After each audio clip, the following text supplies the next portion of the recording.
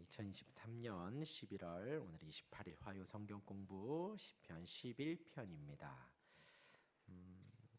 악인과 우리를 이렇게 치는 악인에 대해서 쭉 이야기를 하다가 오늘은 조금 밝은 내용이에요. 그래서 이제 11편 1절에서 7절을 두 단락으로 나눌 수가 있습니다. 1절에서 3절 악인이 득세하는 시대의 사람들의 충고, 세상 사람들의 충고예요. 그들의 충고가 있고 4절에서 7절 여호와의 의로운 통치에 대한 의인의 확신이 있습니다.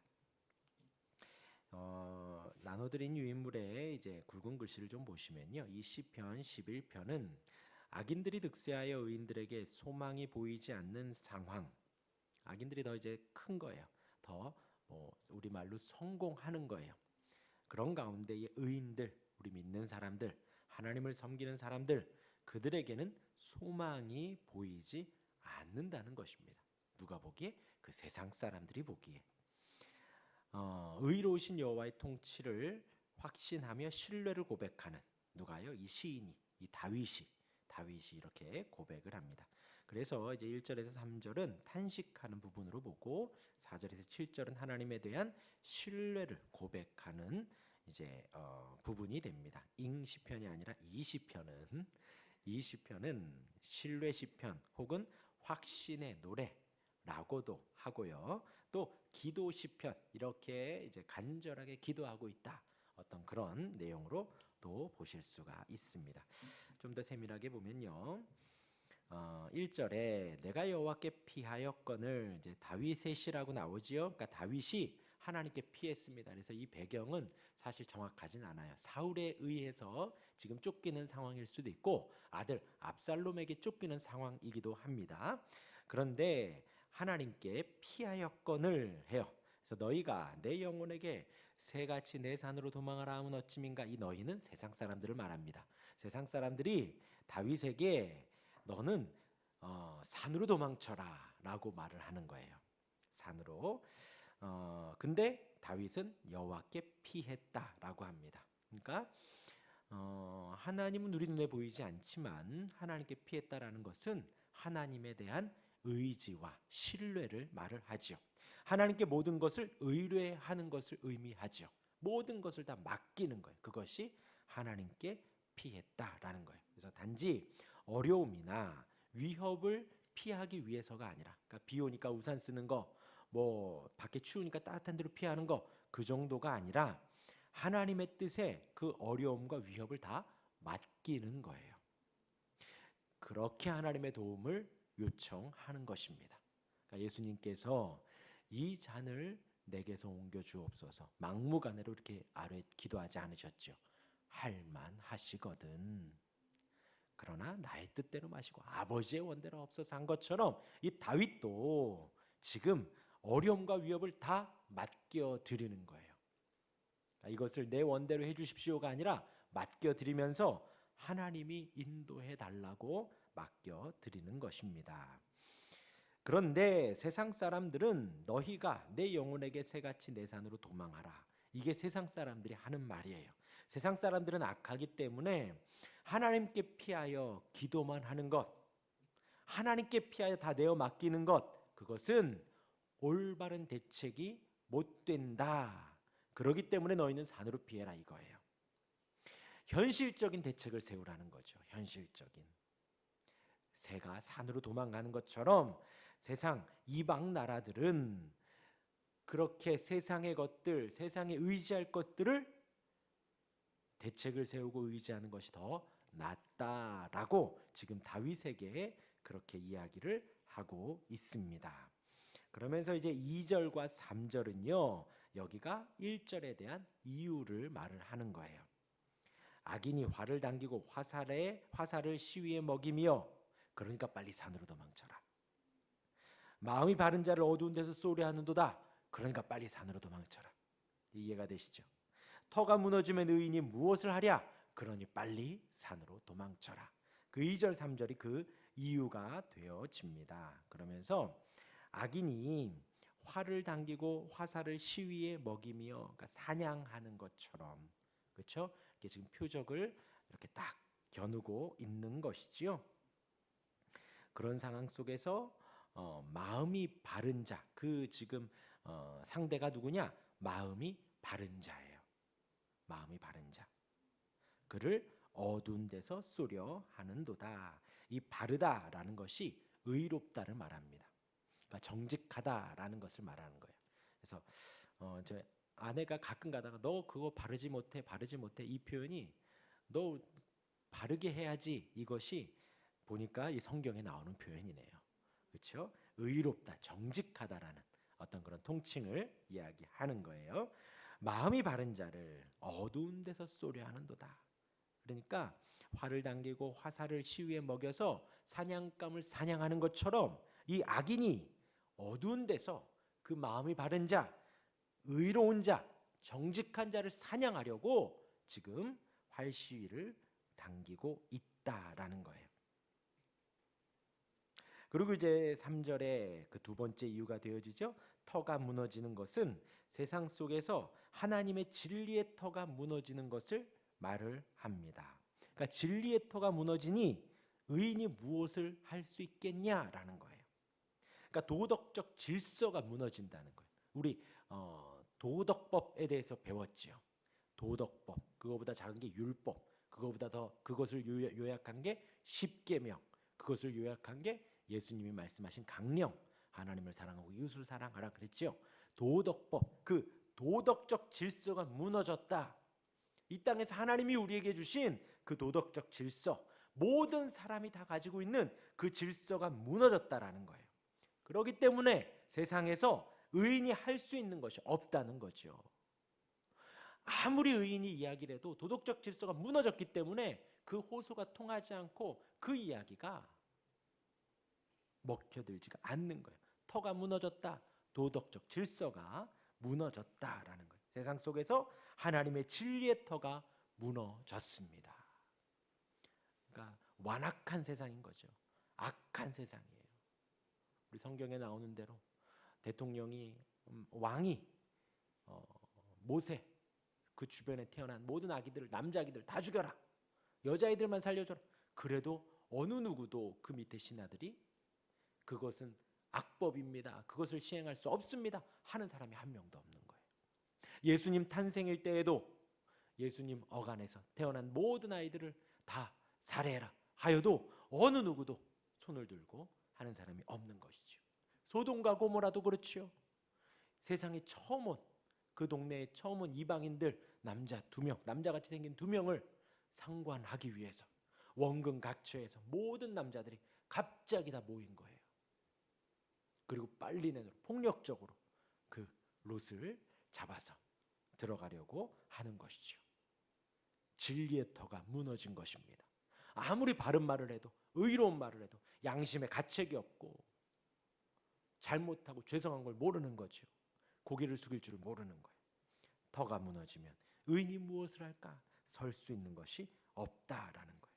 곧 그 건축물에 바닥 기초가 무너지면 건물이 허물어지는 것처럼 터가 무너지면 의인이 제대로 설 수가 없다라는 것이지요.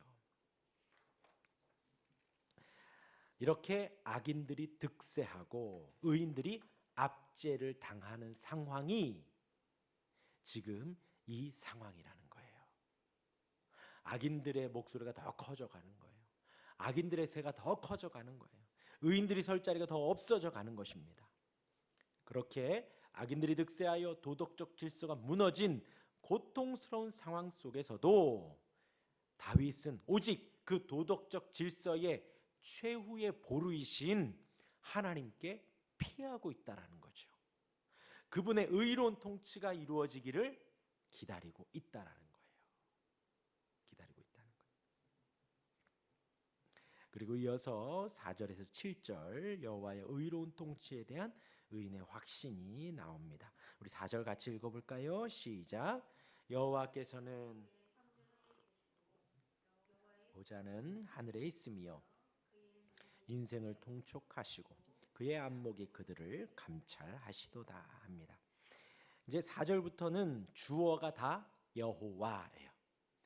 여호와가 주어로 등장합니다. 단순한 표현 같지만 우리 인생의 주어도 여호와 하나님이 되어야 합니다.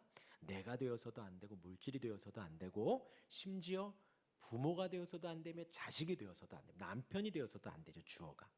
주어는 오직 여호와 하나님만 되어야 합니다. 주어가 여호와로가 등장합니다. 왜 다윗이 여호와께 피했는지 그 이유를 알려줍니다. 1절 3절에 대한 사람들의 충고에 대한 답변이기도 합니다. 그래서 4절은 가장 핵심적인 고백이 되어지지요. 여호와께서는 그의 성전에 계시고 내가 여호와께 피하였거늘 했죠. 여호와께서는 성전에 계시다라는 거예요. 여호와의 보좌는 하늘에 있으며 내가 여호와께 피했다 그랬죠. 보좌가 하늘이래요. 의자가 하늘이래요. 그러니까 하늘보다 하나님은 더 크시다는 거죠. 그의 눈이 인생을 통촉하시고 그의 안목이 그들을 감찰하시도다. 통촉하시다라는 게 주시하시다라는 거예요. 주시하시다. 어떻게 해요? 세밀하게 주목하다라는 겁니다. 세밀하게. 네, 재밌는 것은요. 저희가 일주일에 한두 번 이렇게 제가 하민이를 데리러 가면은 우리 애들만 보여요. 재환이 보이고요. 또 예은이 보이고요. 또 가끔 한들이도 보이고 수영이도 보이고 등등 보여요. 와서 인사도 하고 가고 뭐 그렇게 하고 가요. 주목하는 거예요. 애들이 이렇게 막 무리로 막 지어져 나오거든요. 1학년도 나오고 큰 애들도 나오고 막 웃으면서 나오고 터덜터덜 걸어서 나오고 정말 이쁘장하게 생긴 아이들도 나오고 잘생긴 애들도 나오고 한겨울인데도 막 춥게 입고 나오는 애들도 있고 등등으로 막 나오는데 그래도 우리 아이들만 보이는 거예요. 그게 이제 바로 주목하는 거죠. 이렇게 세밀하게 우리 아이들이 있나. 그래서 저희들이 하민이를 찾는 기준은요 재환이에요.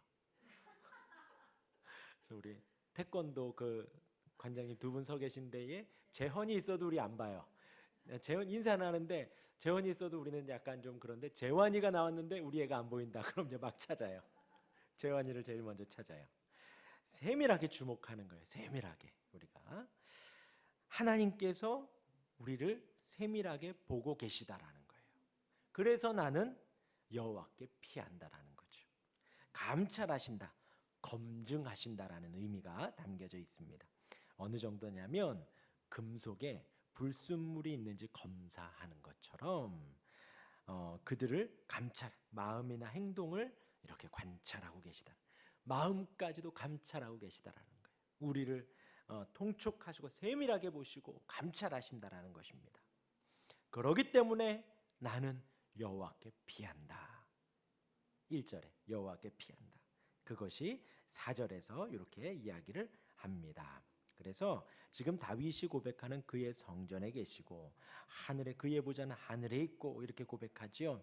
하나님의 왕궁, 보좌, 하늘 성전에 지금 다윗이 피해 있고 가 있다라는 뜻이죠. 그렇죠? 이게 문맥상으로 보면 물론 이게 비유고 은유이지만 그냥 있는 그대로 보면 내가 여호와께 피했다. 하늘에 있고 보좌에 있고 그 성전에 내가 가 있다라는 의미가 되어지잖아요. 그것을 우리는 지금 다윗은 기도를 통해 그곳에 가 있구나라는 거예요. 기도를 통해. 그러니까 우리가 기도하며 하나님의 나라를 구하잖아요. 하나님의 그 왕궁에 하나님의 보좌 앞에 우리가 가 있는 거예요. 기도하며 피하고 그 앞에 우리가 가 있는 것입니다. 그리고 하늘 보좌에 앉으셨다는 것, 하늘 보좌에 앉았기 때문에 이 땅과는 상관이 없다가 아니죠. 이 땅에 대해서 아무것도 하지 않는 것이 아니라 하늘과 땅을 포함한 온 세상 위에 하나님이 계시다라는 거지요. 그래서 천지를 지으셨다, 하늘과 땅만 지으셨다가 아니라 하늘과 땅의 모든 것을 지으셨다라고 하는 것처럼 하늘 보좌에 앉으셨다, 땅에 대해서는 아무것도 안 하신다가 아니라 땅 위에 계셔서 하늘과 땅을 포함한 온 세상을 지금 내려다보고 다스리고 계시다라는 것입니다. 5절에 여호와는 의인을 감찰하시고 악인과 폭력을 좋아하는 자를 마음에 미워하시도다.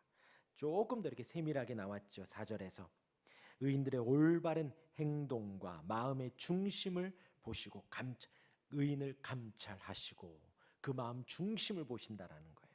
그 중심에 불순물이 있는지 없는지를 파악하신다라는 것이죠. 사람의 마음이나 행동을 파악한다라는 거죠. 여호와는 그렇게 의인을 파악하시고 감찰하시고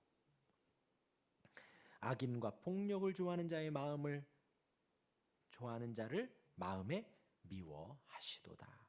하나님께서 미워하는 사람, 악인을 미워하고 폭력을 좋아하는 자를 미워한다는 거예요.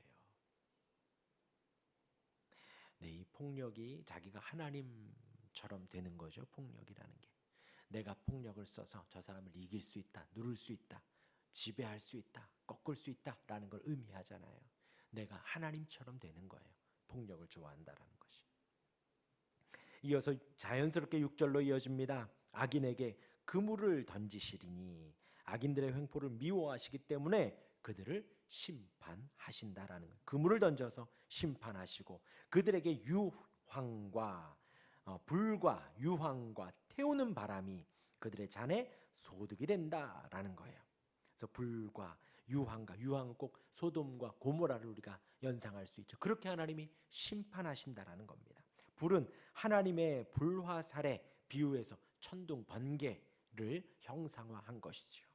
불. 그리고 태우는 바람은 당시에 뜨거운 바람이 막 이렇게 오는 것. 그렇게 심판하신다라는 거죠. 그들의 잔에 소득이 되리로다. 악인들이 하나님이 내리시는 심판의 잔을 먹을 수밖에 없다라는 것을 표현을 하지요. 그들의 악행에 대한 하나님의 합당한 대가를 말합니다.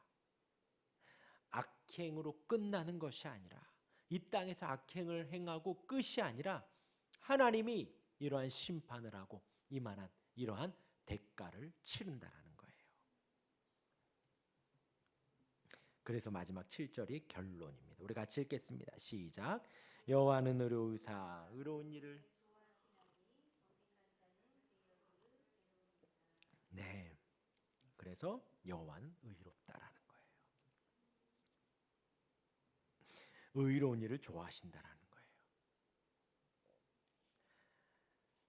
그래서 악인들이 횡행하는 이 세상에서 자신처럼 오직 하늘 성소에 계신 하나님께 피한 의인만이 하나님께 구원을 받고 그리고 하나님의 얼굴을 볼 수 있다고 확신에 있는 고백을 하는 것입니다. 하나님은 의로우신 분이기 때문에 그러합니다. 의로우신 하나님의 통치에 순응하는 사람이 바로 의인이지요. 의인이 행하는 일을 의로운 일들이라고 합니다. 그것이 바로 하나님이 좋아하시는 거예요. 결국 그들을 구원하셔서 하나님의 얼굴을 배울 수 있다라는 거죠. 하나님 그 면전에 선다는 거죠. 하나님 보좌 앞에 간다라는 거죠. 그게 바로 구원이잖아요. 고난 가운데에서도 의를 행하는 자들을 하나님은 좋아하십니다. 반대로 악인을 미워하십니다. 악을 좋아하는 자들에게 명백하게 심판을 통해 악에 대한 미움을 표현하십니다.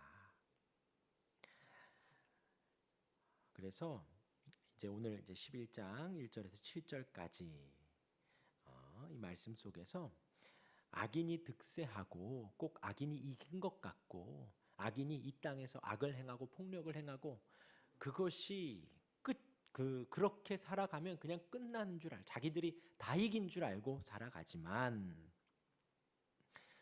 의로우신 하나님은 그 모든 것을 다 심판하신다는 거죠. 의로운 심판 구원을 하시고 의로운 심판 그들을 다 멸하신다라는 겁니다. 이것이 반드시 있다라는 거예요. 반드시. 우리 거기 나와 있는 고린도 후서 1장 8절에서 10절 찾아볼까요?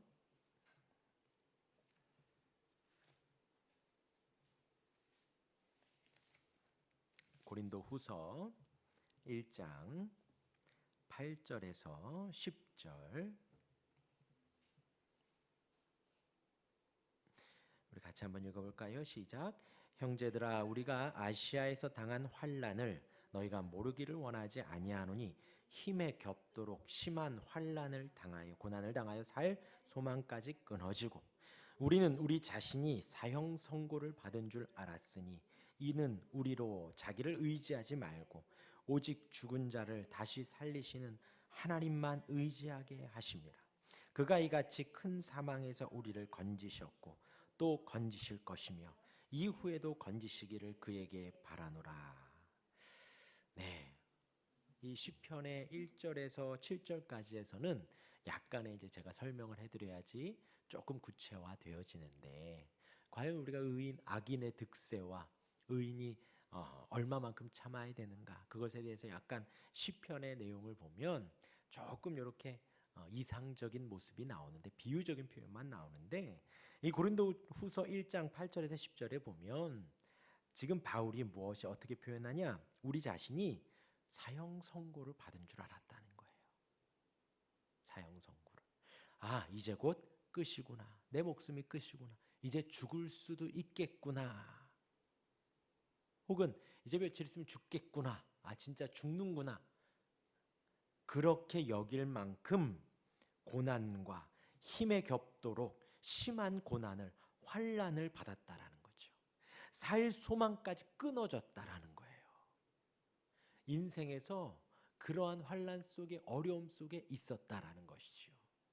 그런데 그러함에도 오직 죽은 자를 다시 살리시는 하나님만 의지하게 하심이라.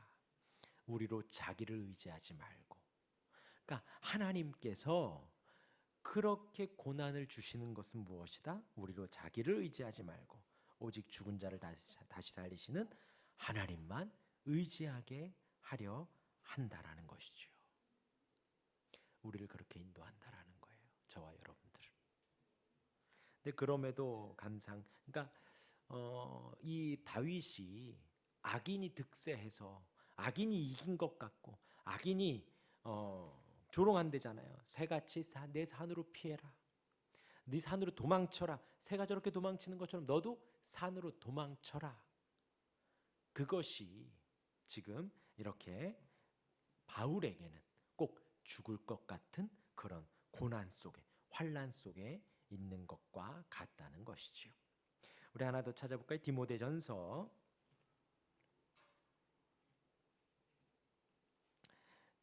4장 10절